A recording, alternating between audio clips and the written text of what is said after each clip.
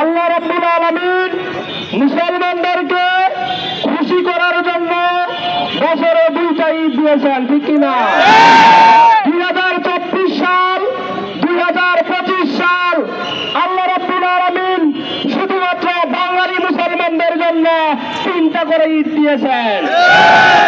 2024 সালে খুনি হাসিনার বিদায় হয়েছে, আমরা নতুন একটা ঈদের উপভোগ করেছি।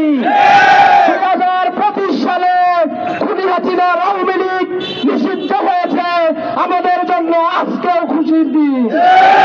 আমরা সবাই বলি ঈদ মোবারক, ঈদ মোবারক, ঈদ মোবারক। সম্মানিত ভাইরা, আওয়ামী লীগ নিষিদ্ধ শুধু নয়, 72-এর সংবিধানকে নিষিদ্ধ করতে হবে।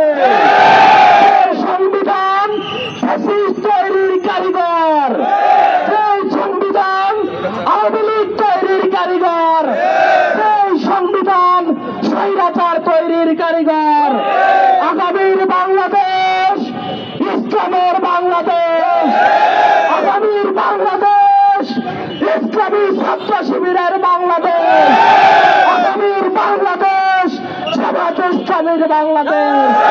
সবাইকে ধন্যবাদ। আসসালামু আলাইকুম ওয়া রাহমাতুল্লাহ।